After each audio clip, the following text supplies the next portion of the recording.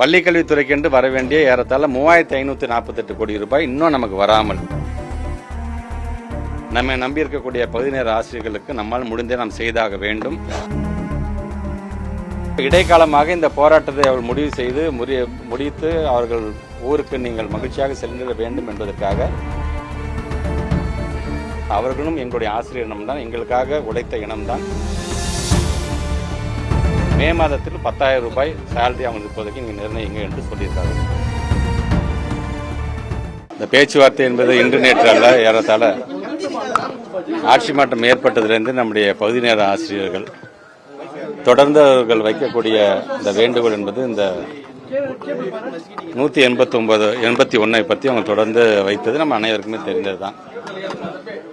இன்றைய காலை கூட நம்முடைய மாண்புமிகு தமிழ்நாட்டுடைய முதலமைச்சர் தொடர்ந்து ஒட்டுமொத்த தமிழ்நாட்டு மக்களுக்காக பொங்கலுக்கான வாழ்த்து செய்தியை சொல்லிய பிறகு நான் நம்முடைய மாண்புமிகு துணை முதலமைச்சரும் அவருடைய இல்லத்திலே சந்தித்த பொழுது அவர்களை பார்த்து கேட்கும் போதெல்லாம் கேட்கக்கூடிய கேள்வி, பகுதி நேர ஆசிரியர்களுடைய போராட்டம் என்ன ஆனது, இடைநிலை ஆசிரியர்களுடைய போராட்டம் என்ன ஆனது, அது சார்ந்து என்னென்ன பேச்சுவார்த்தை எல்லாம் நடந்தது என்று அவர்கள் கேட்டபொழுது நாங்கள் சொன்னோம், தொடர்ந்து இந்த 4 வருடமாக நம் மீது வைத்திருக்கிற நம்பிக்கையின் அடிப்படையில் தான் ஒவ்வொரு முறையும் அவர்கள் போராட்டத்தில் இருக்கும் பொழுது அவர்களை அழைத்து பேசும் பொழுதெல்லாம் பல்வேறு கருத்துக்களை நம்மிடம் வைப்பது வழக்கம்.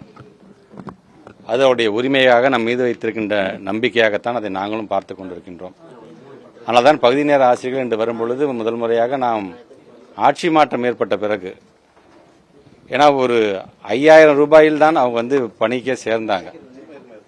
ஆனால் தொடர்ந்து இன்றைக்கு அது 12,500 ரூபாயாக, அதாவது 2,500 ரூபாயை நாம் உயர்த்தி அது 12,500 ரூபாயாக அது வரைக்கும் இன்னைக்கு வந்தபொழுது இதை வைத்து எங்களால் எப்படி குடும்பம் நடத்த முடியும் என்கின்ற அளவிற்கான அவருடைய நியாயமான கோரிக்கை.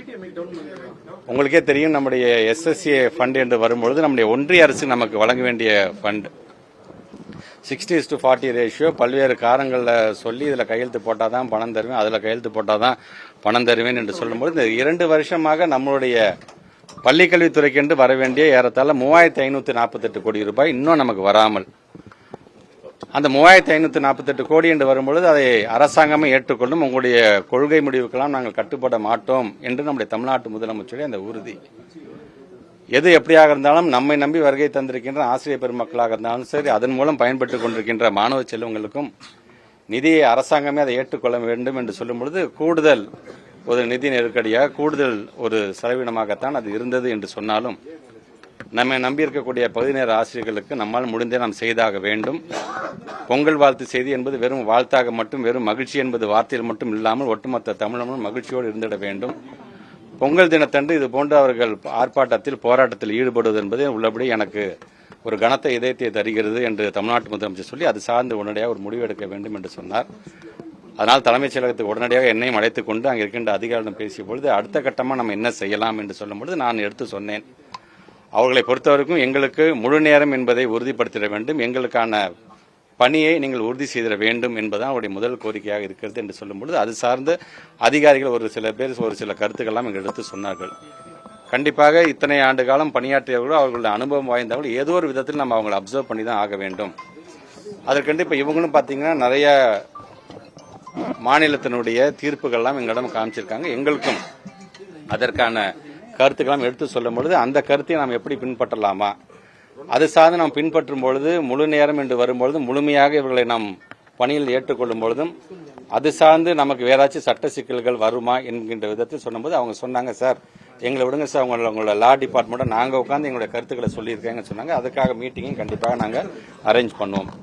ஸோ இடைக்காலமாக இந்த போராட்டத்தை அவர்கள் முடிவு செய்து முடித்து அவர்கள் ஊருக்கு நீங்கள் மகிழ்ச்சியாக செல்ல வேண்டும் என்பதற்காக ஆட்சி மாற்றம் ஏற்பட்ட பிறகு எப்படி 2,500 ரூபாயை நாம் உயர்த்தி அது 12,500 அதை மாற்றினமோ, இப்பொழுது கூடுதலாக மீண்டும் ஒரு 2,500 ரூபாயை உயர்த்தி அதை 15,000 ரூபாயாக நாம் உயர்த்திட வேண்டும் என்கின்ற அந்த ஒரு முடிவை இன்னைக்கு நம்முடைய தமிழ்நாட்டுடைய முதலமைச்சர் அறிவித்திருக்கிறார்கள். ஆக அதோடு சேர்ந்து இவர்களுடைய கோரிக்கை என்பது ஒரு 200 குடும்பங்கள் இதுவரைக்கும் மறைந்தே போயிருக்கிறார்கள், அந்த குடும்பம் சார்ந்தும் நீங்கள் ஏதாச்சும் நீங்கள் செய்திட வேண்டும் என்கின்ற கோரிக்கையை வைத்திருக்கிறார்கள்.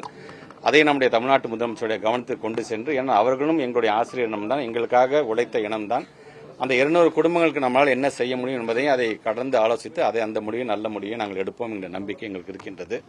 அதேபோன்று மருத்துவ காப்பீடு என்று வரும்போது நாம் ஏற்கனவே நம்ம 2 ஆண்டுகளுக்கு முன்பு அதை அறிவித்திருக்கணும். அதுக்கான நடைமுறை எப்படி இருக்குது என்று கேட்டார்கள். இன்னைக்கு அது சார்ந்தும் நம்முடைய தமிழ்நாட்டு முதலமைச்சர் முன்பு நாங்கள் விவாதத்தில் ஈடுபட்ட பொழுது அது நம்முடைய அரசு ஊழியர்கள் சார்ந்து என்ன நம்ம ஒரு மருத்துவ காப்பீடு இருக்கோ அதே இதில் இவங்களையும் நம்ம அப்சர்வ் பண்ணிக்கலாம். அதுக்கான பணியை நாம் உடனடியாக அதை தொடங்கி விடலாம் என்றும் சொல்லியிருக்கிறார்கள்.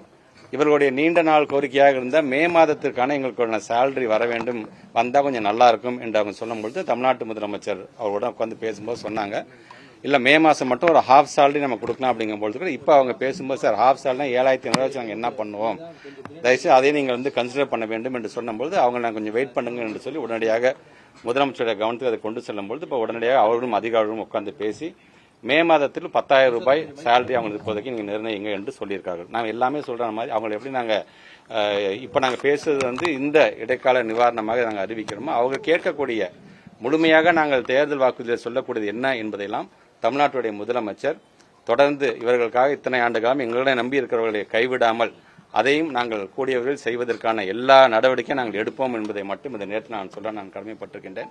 ஆக வருகை தந்திருக்கின்ற நம்முடைய பகுதி நேர ஆசிரியர் சங்கத்தை சார்ந்தவர்கள் தொடர்ந்து எங்களை நம்பி வந்திருக்கிறார்கள்.